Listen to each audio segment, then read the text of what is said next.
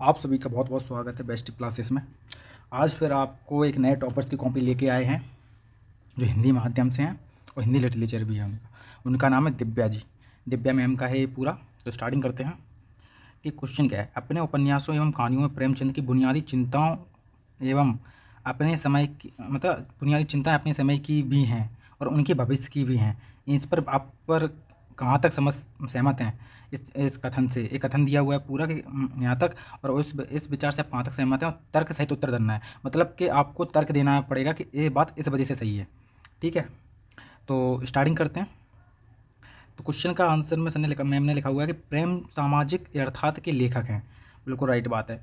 सामाजिक यथार्थ के लेखक हैं। इस दृष्टि से के अनुसार उनका समस्त रचना संसार आज समाज की समस्याओं में टकराता हुआ नजर आता है। जो उनकी समस्या है ना, वर्तमान की समस्याओं में दिख रहा है। वस्तुतः प्रेमचंद ने अपने उपन्यासों एवं कहानियों में तत्कालीन जीवन में समग्रता चित्रण करने के साथ ही अपनी, आपको दिख नहीं रहा हुआ फिर से बता दे रहा हूँ, तत्कालीन जीवन को समग्रता में चित्रण करने के साथ ही अपनी अंतर्दृष्टि के आधार पर भविष्य की समस्याओं का भी निरूपण किया है इन्होंने।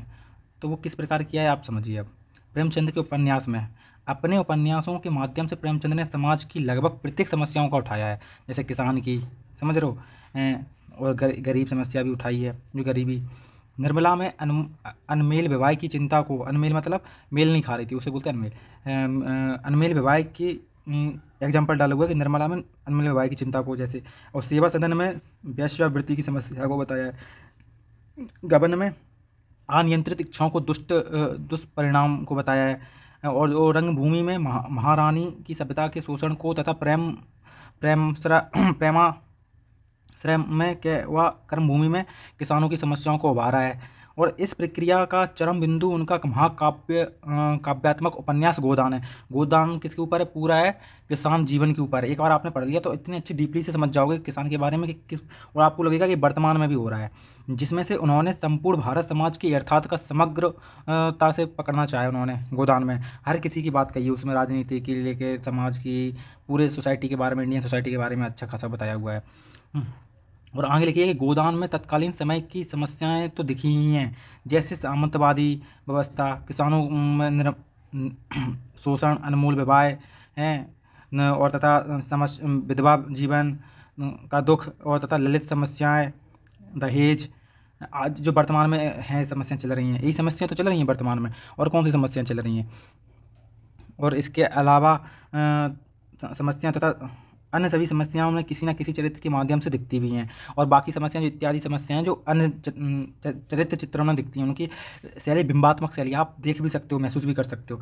और ध्यात्म तो सीधा लिखते हैं। इसमें से भविष्य की समस्याएं भी नजर आती हैं, जैसे कि सांप्रदायिकता की समस्या, और झुमिया के प्रति मौत, झुमिया की मौत हो जाती है तो उसमें सांप्रदायिकता दिखती है। और आने वाले समय में पूंजीवादी सभ्यता द्वारा मजदूरों का शोषण, तो उसमें उसमें जो गोदान में होता है ना, वो गोबर, उसका शोषण होता है। एग्जाम्पल की वहाँ मैम ने डाला, तो एग्जाम्पल हर जगह जरूरी होते हैं, चाहे जीएस मेंस देख लो और चाहे ऑप्शनल देख लो। लोकतंत्र का धनतंत्र में बदलना, वह राज्य द्वारा गरीबी का शोषण और थानेदार के माध्यम से आदि, ये मैम ने पूरा बताया हुआ एकदम एक एग्जाम्पल कि थानेदार द्वारा उसका शोषण होता है गरीबों किस प्रकार, तो वो उसके बारे में सर ने यहाँ मैम ने डाला हुआ है। इसी प्रकार प्रेमचंद की कहानियाँ भी यही भूमिका निभाती हैं। और अलग हो जा का दूध का दाम, अलग हो जाए दूध का दाम, और शतरंज खिलाड़ी, सदगति, कफन और कुल्ली डंडा, ये आदि उनकी कहानियाँ हैं प्रेमचंद्र की। और इन कहानियों में वर्तमान से संबंधित समस्याओं के बारे में बताया हुआ है। ईदगाह पढ़ा है, जिसमें चिमटा लेके आता है बूढ़ी काकी को, हैं, वो वाली कहानी है। उसके माध्यम से उसमें भी गरीबी बताई गई है और भविष्य की चिंताएं भी बताई गई हैं कि कितनी समस्या है। ऐसी डॉक्टर रामविलास ने भी कहा है कि यदि 1915 से 1936 के बीच इतिहास नष्ट हो जाए तो प्रेमचंद की रचनाओं के आधार पर भी इतिहास लिखा जा सकता है। तो मैम ने क्या कोड लिखा हुआ है, इस कोड को आपको 100% लिख लो कहीं भी, इसको डालना ही है। जब भी प्रेमचंद की, उन्होंने तो किसी की तुलना कर दी, उन्होंने रामविलास शर्मा ने उनके बारे में कितना लिखा है कि 1526 में से उनके बीच की कोई इतिहास ही खत्म भी हो जाए ना, तो उनकी प्रेमचंद की कहानियों को पढ़ के आप इतिहास दोबारा लिख सकते हो। इसका आशय है कि अपने समय में तो उन्होंने अत्यंत प्रमाणिक तरीके से व्यक्त किया है। इसी प्रकार एक समीक्षक ने कहा है किसने कहा है कि प्रेमचंद, एक समीक्षक ने कहा है कि प्रेमचंद ने अपने युग को तो दर्शाती ही है बल्कि आने वाले युग को भी अंतर्दृष्टि प्रदान की है। तो आप इस कोड को भी कर सकते हो। इस प्रकार में हमने कंक्लूजन देकर खत्म किया कि अथा प्रेमचंद इस मामले में अत्यंत सफल रहे। इस तरीके से आपको क्वेश्चन लिखना था और हमेशा कोड की जरूरत होती है, कोड डालना ही पड़ेगा आपको। कोड मतलब एग्जाम्पल, तो एग्जाम्पल डालिए कि कोड में किसने राम प्रेमचंद के बारे में क्या कहा है। ठीक है, फिर नेक्स्ट है कि श्रद्धा भक्ति निबंध के आधार पर आचार्य रामचंद्र शुक्ल की निबंध शैली की विशेषताओं को उद्घाटन कीजिए। तो किसके बारे में बताना है? श्रद्धा भक्ति के निबंध के आधार पर, उनके आधार पर किसके बारे, रामचंद्र शुक्ल की निबंध शैली की विशेषताओं के बारे में बताना, विशिष्टताओं का उद्घाटन करना है। तो स्टार्टिंग करते हैं। आचार्य रामचंद्र शुक्ल निबंध के साहित्य के शिखर पुरुष रहे हैं। आचार्य रामचंद्र शुक्ल ने जो निबंध साहित्य के शिखर पुरुष रहे हैं, सर्वश्रेष्ठ पुरुष रहे हैं, उन्होंने निबंध में के संबंध में अपनी विशिष्ट मान्यताएं स्थापित की हैं और उनकी मान्यताएं उनके संबंध पर खरे उतरते हैं, उनकी मान्यताएं उन पर भी खरे उतरते हैं। जैसे श्रद्धा भक्ति आचार्य रामचंद्र शुक्ल का अत्यंत प्रशंसित निबंध रहा है। शुक्ल जी ने निबंध की शैली को विशिष्टता इस प्रकार है कि शुक्ल जी की विशेषता इस प्रकार है कि शुक्ल जी बोलेंगे, मेरे से निकल जाता है थोड़ा शुल्क, तो थोड़ा गलती हो जाए तो माफ करना इसके लिए। शुक्ल जी की विचारात्मक निबंध लिखते हैं। उनकी मान्यता है कि निबंध वह है जहाँ एक पैरा में विचार दबा कर कसे गए हों, तब निबंध की कसौटी है, जिसमें विचार की कसौटी भी लिख सकते हो, विचार की कसौटी जिसमें विचारों को दबा कर कसे गए हों। यह मान्यता श्रद्धा भक्ति से स्पष्ट परिलक्षित होती है उनकी। और फिर उनका नेक्स्ट है कि श्रद्धा भक्ति विचार प्रधान है तथा मुख्यतः बुद्धि यात्रा के लिए निकली है। बीच में थकावट को दूर करने के लिए हृदय आया है। और इसके बाद शुक्ल जी ने पूरे निबंध में अपने विचारों की प्रस्तुति की है और बीच बीच में कहीं कहीं हृदय व्यंग का भी बोध किया है उन्होंने। जैसे एग्जाम्पल दिया है मैम ने, एग्जाम्पल किया, कितना अच्छा एग्जाम्पल है कि जब कोई पक्का कलावंत डागा गाना गाने के लिए अपना 8 अंगुल मुंह खोलता है तो और आ करके विवल होता है तो बड़े बड़े लोगों को आसान दिख जाता है। तो ये कोड आप डाल सकते हो। तो उन्होंने फिर नेक्स्ट है कि शुक्ल जी की शैली की दूसरी विशिष्टता यह है कि उन्होंने सूत्र भाषा का अत्यंत सदा हुआ प्रयोग किया हुआ है उन्होंने। जैसे कि प्रेम और श्रद्धा की योग का नाम भक्ति है और दूसरा प्रेम स्वपन है और श्रद्धा जागरण है। तो इस प्रकार उन्होंने बताया हुआ है कि एक विशिष्टता और है कि ये शुक्ल जी ने अपने विचार को संतुलित और नियंत्रित और संयमित प्रस्तुत की है उन्होंने। ठीक है, जैसे कि समग्रता शुक्ल जी ने अपने निबंधों को इतनी मौलिकता और सृजनशीलता और प्रयोगशीलता प्रदर्शित की है कि आज तक कोई निबंधकार उनकी निबंधों की बराबरी नहीं कर सकता है तथा निबंधों के इतिहासकारों को भी शुक्ल जी के आधार पर विभाजित किया जा सकता है। तो एक मैम ने कंक्लूजन देंगे, शानदार कंक्लूजन दिया है। ऐसे कंक्लूजन देंगे तो आपको भी ऐसे नंबर मिलेंगे, 9.5 नंबर गुड भी मिला हुआ है। तो इस तरीके से आपको लिखना है। फिर नेक्स्ट आ जाइए। नेक्स्ट है क्या दिव्या उपन्यास में यशपाल मार्क्सवादी विचारधारा को प्रक्षेपित करने में सफल हुए हैं? तार्किक उत्तर दीजिए।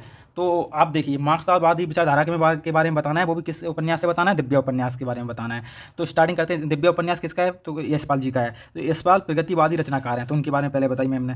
फिर मैम ने क्या लिखा कि अतः यह स्पष्ट है कि उनके साहित्य में प्रगतिवादी मूल्यों तथा मार्क्सवादी विचारों का प्रक्षेपण दिखाई देता है। मार्क्सवादी सबसे पहले कहाँ हुई थी? कमेंट में करो। यह यशपाल ने अपने कुछ उपन्यासों जैसे दादा कॉमरेड, पार्टी कॉमरेड और तथा मार्क्सवादी विचारधारा का प्रत्यक्ष प्रक्षेपण किया है उन्होंने। लेकिन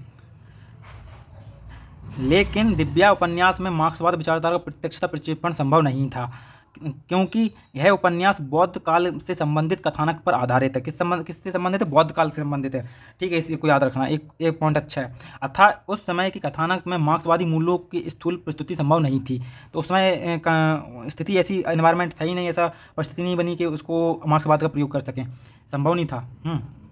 फिर है कि लेकिन यशपाल ने दिव्या में मार्क्सवादी विचारधारा का सूक्ष्म प्रक्षेपण तो दिखता है कि थोड़ा सा प्रयोग तो उनका दिखता हुआ है। ठीक है, और मार्क्सवादी विचारधारा में वंचित वर्गों के शोषण को उभारने पर केंद्रित है। शोषण तो मार्क्सवाद क्या होता है? मार्क्सवाद होता है मजदूरों के शोषण की प्रतिबाद करता है, गरीबों की बात करता है, शोषण से मुक्ति की बात करता है, महिलाओं के शोषण से मुक्ति की बात करता है, वो होता है मार्क्सवाद में है। और दिव्या में यशपाल ने वर्ण व्यवस्था के शोषण को दिखाया है तथा पृथ्वी सेन के माध्यम से उनके प्रति आक्रोश को भी दिखाया है। और जब जन्म का अपराध धन की शक्ति और विद्या की शक्ति, ज्ञान की शक्ति का कोई भी जन्म नहीं बदल सकता। तो एक कोट डाला हुआ है, किसी ने वो पृथ्वीसेन के द्वारा बोला गया था कि वो एक ST/SC में आता था, तो उसने एक वाक्य बोला था कि जन्म का अपराध, धन की शक्ति, विद्या की शक्ति, ज्ञान की शक्ति कोई भी जन्म को नहीं बदल सकती। तो इसको उन्होंने बोला था। एक कर्ण के जैसे थे, जैसे कर्ण भी अपने सूर पुत्र थे, तो उनको बोलते थे, उन्होंने बहुत संघर्ष किया था, उनको भी बहुत कुछ सहन करना पड़ा था। वो भी यही चाहते थे कि पहले वर्ण व्यवस्था थी काम के आधार पर, कर्म के आधार पर, तो वही होनी चाहिए थी। इसी प्रकार मार्क्सवाद में दासों की दयनीय स्थिति को उजागर किया है और प्रतुल की दासियों एवं दिव्या की दासी बनने पर उनकी कारुणिक दशा का मार्मिक वर्णन भी किया है। मार्क्सवाद राज्य की व्यवस्था के शोषक वर्ग द्वारा स्थापित मान्यताएं और धर्मदेव शर्मा के माध्यम से कहलाया है कि इतने वर्षों में पर्यंत न्याय व्यवस्था के अंतर्गत रहते मैंने यही नहीं जाना कि न्याय व्यवस्था के अधीन है। तो एक कोड डालना बहुत अच्छा है कि इतने वर्षों में पर्यंत न्याय व्यवस्था के अंतर्गत रहते मैंने यही नहीं जाना है कि न्याय व्यवस्था के अधीन है। तो इसको कोड बहुत अच्छा कोड है, आप GS में भी कर सकते हो इंक्लूड हैं। उसके बाद में मॉरिस के माध्यम से उन्होंने मार्क्सवादी विचारधारा के अनुरूप परलौकिक अवस्थाओं का खंडन कर भौतिक जगत को सत्य माना है उन्होंने, ठीक है। और फिर मॉरिस के बाद मॉरिस ने क्या है कि तो एक कोड पे लिखा हुआ है, भाग्य का अर्थ है विश्वसता तथा कर्म का अर्थ है पीड़ा और कारण का अज्ञान, और इससे अधिक भाग्य का और कर्म का कुछ भी नहीं है, कर्म फल और कुछ भी नहीं है। ये कोड है तो बहुत अच्छा हुआ कि भाग्य का अर्थ व्यवस्था तथा कर्म का फल का अर्थ है पीड़ा और कारण का है अज्ञान तथा इससे अधिक भाग्य व कर्म फल का कुछ भी नहीं है। और ये मैम ने लिखा है कि अथा यशपाल ने क्रम मार्क्सवादी विचार के सूक्ष्म रूप से प्रतिक्षेपित करने में सफल रहे हैं। और एग्जाम्पल देके उन्होंने समझा दिया। और तीनों एग्जाम्पल याद होने चाहिए, अच्छे से होने चाहिए, क्योंकि ऐसे एग्जाम्पल डालोगे तो एग्जामिनर पर जाना इम्पैक्ट पड़ेगा और आपको नंबर मिलने ही मिलने हैं।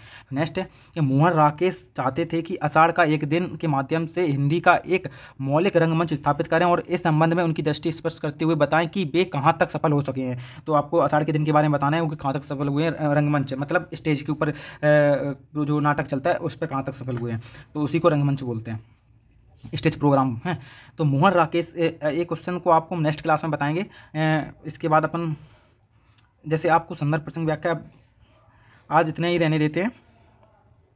थैंक यू क्लास को देखने के लिए, बहुत बहुत धन्यवाद। और आपको इस तरीके से क्लास देखने के लिए चैनल को लाइक करें, सब्सक्राइब करें और फॉलो करें। Thank you.